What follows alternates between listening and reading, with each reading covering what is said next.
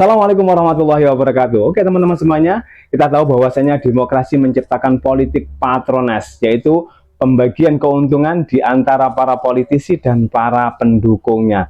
Nah, itulah yang terjadi di tanah air kita. Penguasa membagi-bagikan kue kekuasaan kepada para pendukungnya.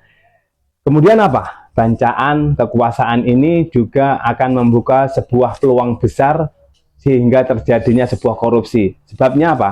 Banyak proyek di pemerintahan yang akhirnya dikuasai oleh golongan tertentu untuk kepentingan kelompoknya sendiri.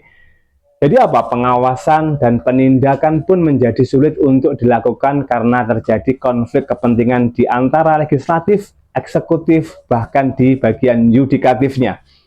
Terbukti di dalam sistem Islam, demokrasi, kekuasaan bukanlah di tangan rakyat tetapi di tangan segelintir elit penguasa dan partai politik. Demokrasi ini meniscayakan prinsip pemenang mengambil segalanya. Terjadilah bancaan kekuasaan secara konstitusional. Nah, teman-teman, di dalam sistem demokrasi tentu berbeda dengan sistem pemerintahan Islam.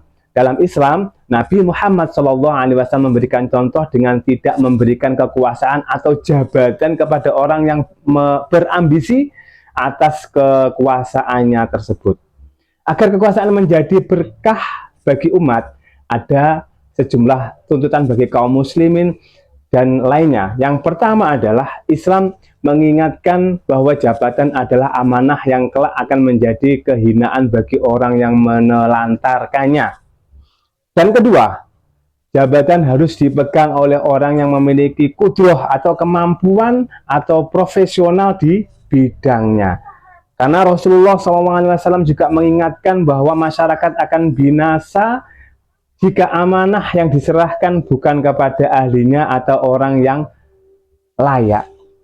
Oleh karena itu yang ketiga teman-teman, Islam menjadikan jabatan di tangan penguasa ini adalah untuk mengurus rakyat.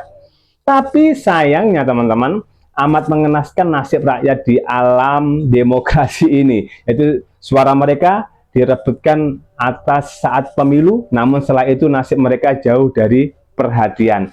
Kemudian yang keempat teman-teman, kewajiban mengurus rakyat tidak akan bisa dilakukan tanpa penerapan syariah Islam secara kafah. Jadi kewajiban mengurus rakyat tidak akan bisa dilakukan tanpa penerapan syariah Islam. Dalam Islam, para penguasa ini diberikan taklif atau tugas untuk menjalankan amanah kekuasaan ini dengan menjalankan hukum-hukum Allah Subhanahu wa Ta'ala. Kemudian penerapan syariah Islam ini juga akan mendatangkan yang namanya keadilan, keberkahan bagi seluruh rakyat. Oleh karena itu bagaimana teman-teman? Apakah Anda setuju? Kalau ada komentar, ada yang ingin disampaikan silahkan berkomentar. Barakallahu fikum, semoga bermanfaat. Assalamualaikum warahmatullahi wabarakatuh.